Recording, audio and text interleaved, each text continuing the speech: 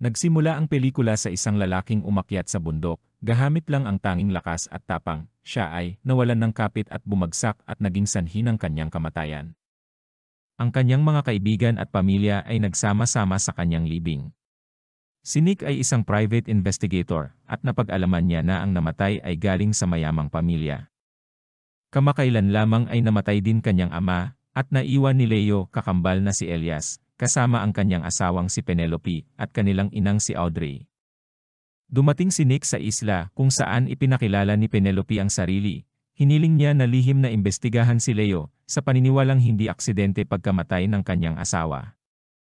Nag-alok siya na doblehin ang bayad at ibigay ang libreng tirahan kapalit na malaman ang katotohanan. Dinala si Nick sa isang monasteryo kung saan siya mananatili sa panahon ng pagsisiyasat. Pagkatapos ay uminom si Nick ng marami at sinubukang kalimutan ang kanyang personal na problema.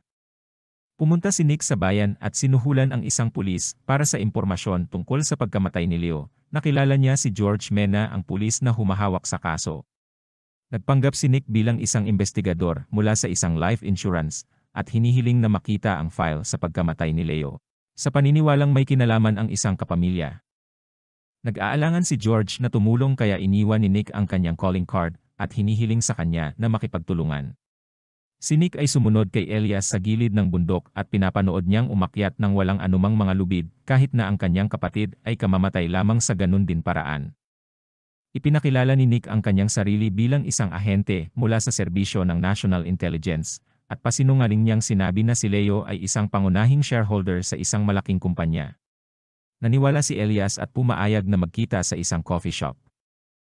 Sa kanilang pag-uusap, tinanong ni Nick si Elias kung sila ay magkaayos ni Leo bago siya namatay. Inamin ni Elias na mayroon silang normal na pagtatalo sa pamilya ngunit hindi ganun kaseryoso. Natatandaan niyang binigyan sila ng kanilang ama ng mga boxing gloves upang ayusin ang mga hindi pagkakaunawaan noong sila ay mga bata pa. Binanggit din niya ang isang malaking away nila 3 linggo bago ang kamatayan ni Leo. Habang sila ay nag-uusap, si Elias ay nakatanggap ng mensahe na nagbabala sa kanya na si Nick ay nagpapanggap lang. Siya ay mabilis na umalis at sinabihan si Nick na huwag nang magpakitang muli sa kanya. Samantala si George ay lihim na nakikinig sa kanilang pag-uusap. Kinumbinsi ni Nick si George na magtrabaho kasama niya. Pagkatapos suriin ni Nick ang conversation nila ni Elias, napaisip siyang may itinatago itong selos. Gayunpaman, hindi sigurado si George na ipaalala kay Nick na si Elias ay nagmula sa isang napakayamang pamilya. Napansin ni Nick ang isang larawan sa board ni George at nalaman na si Yanis na isang drug lord ay malapit na kaibigan ni Elias at maaaring konektado sa kaso. Nagpasya si Nick na makipagkita muli kay Penelope at nagtanong sa kanya tungkol sa kanyang relasyon kay Leo. Ipinaliwanag niya na nakilala niya si Leo noong oras nila ay nasa Oxford University kung saan nag-aral siya bilang scholar at nagtrabaho bilang isang waitress, at doon nanligaw si Leo sa kanya. Pagkatapos ang pag-uusap na ito, naalala ni Nick ang kanyang sariling magulong kasal. Naalala niya ang isang gabing umuwi siya. Nakita niya ang kanyang asawa na nakabihis upang sabihin sa kanya na siya ay lalabas para makipagkita sa iba. Ito ang unang pagkakataon na si Nick ay nakaramdam ng tunay na selos. Noon pa man, ibinigay ni Penelope kay Nick ang address kung saan sila unang nagkakilala ni Leo. Sa panahon ng kanyang pagsisiyasat, nakita ni Nick ang isang headband at ilang mga larawan ng pamilya, pati na rin ang isang kaibigan ng pamilya na maaaring susi ng dagdag impormasyon. Tinanong niya si Victoria Lucky tungkol sa gabing nag-away ang kambal na sina Leo at Elias. Sinabi ni Victoria na naghain lamang siya ng inumin at hindi alam kung ano ang nangyari. Ngunit ibinahagi niya na si Leo ay nakakakuha lamang ng sweldo mula sa negosyo ng pamilya habang si Elias ay ang CEO ng kanilang ina na nangangasiwa sa lahat ng mga negosyo. Idinagdag niya na si Elias ay mas kumpiyansa at mapilit, isa kung bakit siya ang nangangasiwa ng kumpanya, hindi tulad ni Leo na mahiyain upang kontrolin ang naturang mga negosyo. Dinala ni Penelope si Nick sa pinangyarihan ng krimen at ipinakita sa kanya ang lugar kung saan natagpuan ang bangkay ni Leo.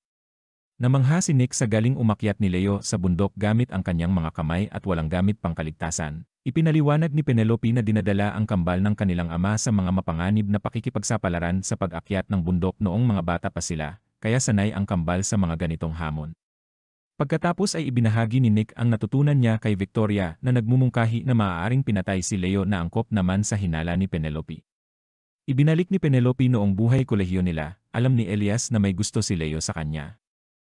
Nung nakatalikod si Leo ay kinuha ni Elias ang kanyang phone at tinext si Penelope na magkita para sa homework. Pagkatapos ay binura agad ni Elias ang mensahe para hindi mahalata ng kanyang kapatid. Si Elias ay nagpanggap na si Leo at agad lumapit kay Penelope. Sa huli ay may nangyari sa kanila. Nang tanungin siya ni Nick ay inamin niyang alam niyang si Elias yon, ngunit pinili niyang manahimik. Pagkatapos ng graduation na wala ng pagmamahal si Leo sa kanyang kakambal, lalong lumala ang pagkamuhi ni Leo kay Elias dahil siya din ang paboritong anak sa pamilya at CEO ng kumpanya. Si Nick ay gustong makipagkita sa ina ni Leo na si Audrey upang makita kung ano ang kanyang reaksyon sa kanyang ibabalita. Nag-aalangan si Penelope sa gagawin yun ni Nick bagkus sinabi nito na may isang party sa yate na magbibigay sa kanya ng pagkakataon. Nung gabing iyon ay dumalo si Nick sa kaganapan at ipinakilala ang kanyang sarili kay Audrey bilang isang kaibigan ni Leo na nag-udyok sa kanila na mag-usap. Sinabi ni Nick kay Audrey na mayroong isang chismis na si Leo ay pinatay at hindi dahil namatay sa aksidente. Nalungkot si Audrey at sinabihan si Nick na huwag makialam sa problema ng pamilya. Doon ay nakita ni Elias si Nick nakausap ang kanyang ina at galit na itinulak ito at sinabihan umalis sa isla o itapon sa dagat. Dahil doon lalong naghinala si Nick kay Elias. Kinabukasan, si George ay naghatid ng masamang balita kay Nick na ang kanyang superior ay nagbabalang layuan niya si Nick o isapalaran na ma-deport siya pabalik sa Afrika.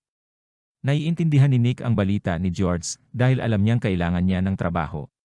Pinuntahan ni Nick si Victoria sa bar, ngunit sarado na ito. Walang nagawa si Nick kundi tiktikan mag-isa ang pamilya. Nakita niya si Elias na kumukuha ng pera sa kasinundan ito sa isang club. Doon nakita niya si Elias na nakikipag-usap kay Yanis. Sa kasamaang palad, si Nick ay nakita ng tauhan ni Yanis at binugbog, binalaan siya na umalis sa isla o harapin ang kamatayan. Kasalukuyan andon si George at tinulungan siyang dalhin pabalik sa monasteryo. Kinaumagahan dumating si Penelope at sinabi ang nangyari. Habang tinitingnan ang paligid, napagtanto niya na sinumang gustong maabot ang hiking mountain ay nangangailangan ng bangka. Ngunit hindi niya alam kung alin bangka ang ginamit ni Leo. Muling humingi ng tulong si Nick kay George dahil alam niyang malapit na niya matukoy kung sino ang pumatay kay Leo. Humingi siya ng file na may impormasyon sa lahat ng mga bangka sa isla at lahat ng naka-duty na nagtatrabaho noong araw na namatay si Leo. Si Nick at George ay pumunta sa pantalan at hinanap ang bangka, ngunit nakita sila ng mga tauhan ni Yanis. Binaril ni George ang isa sa kanila ngunit napatay ni Yanis si George. Mabilis na hinablot ni Nick ang baril ni George at binaril si Yanis na ikinamatay niya. Nakaramdam ng lungkot si Nick sa pagkamatay ng kanyang kaibigan na si George. Habang tinitingnan ang autopsy report, may napansin siyang kakaiba sa x-ray dahilan kung bakit siya naghinala. Tumawag siya kay Penelope at sinabi sa kanya na alam niya na ang katotohanan. Hiniling niya kay Penelope na bantayan si Elias at siguraduhing nandoon si Audrey. Pagdating ni Nick sa bahay, nagbanta si Elias na tatawag ng pulis, ngunit sinabi sa kanya ni Nick na parating na sila. Ipinaliwanag ni Nick ang kanyang pagsisiyasat ay nagpapakita na si Elias ay ang tunay na Leo at nagplano sa pagpatay sa kanyang kakambal na si Elias. Ito ay sa kagustuhan makuha ang pagkakakilanlan ni Elias bilang CEO ng kumpanya ng pamilya, kasama ang pag-ibig ni Penelope na siyang nagtulak kay Leo upang patayin si Elias. Alam ni Penelope na si Elias ay nagpanggap na si Leo dahil sa kung paano siya kumilos at kung gaano siya kagaling sa kama. Nang nalaman ni Audrey ang katotohanan agad binaril niya ang anak na si Leo, naaresto si Audrey dahil sa pagpatay. Pagkatapos malutas ang kaso, naghahanda na si Nick na lumipad pabalik sa New York. Gayunpaman iniisip ni Nick ang tungkol sa isang bagay na sinabi ni Penelope. Agad lumabas si Nick sa eroplano at sumakay ng taxi papunta sa yate. Nakita niyang nakabihis na si Penelope. Bilang isang mahusay na investigador naisip ni Nick na si Penelope ang nagplano ng lahat. Ipinaliwanag ni Penelope na gusto niyang lumaya, ngunit hindi siya pinayagan ni Elias. Kaya nagkipagtrabaho siya kay Leo na gustong maging CEO ng kumpanya upang pagplanuhan ang lahat. Sa pagkamatay ni Elias ay ganoon din ang pakikitungo ni Leo sa kanya, kaya kinuha niya si Nick na mag-imbestiga at nag-iwan ng mga pahiwatig o clue para malaman agad ni Nick ang katotohanan. Napahanga si Nick sa pagiging matalino ni Penelope. At ngayon ay mabubuhay na bilang bagong CEO ng kumpanya. Natanong ni Penelope kay Nick ang tungkol sa sarili niyang mga problema sa pamilya. Sinabi ni Nick na halos gusto niyang patayin ang kanyang asawa, ngunit nagbago ang kanyang isip nang makita niya mukha ng kanyang anak na babae sa kanyang asawa. Upang maiwasan ang gulo na pagpasyahan ni Nick na umalis sa kanyang bansa. Nagtapos ang pelikula kung saan dinala ni Penelope si Nick pabalik ng New York para balikan ang anak, kasama si Penelope. Maraming salamat sa panonood, please subscribe for more.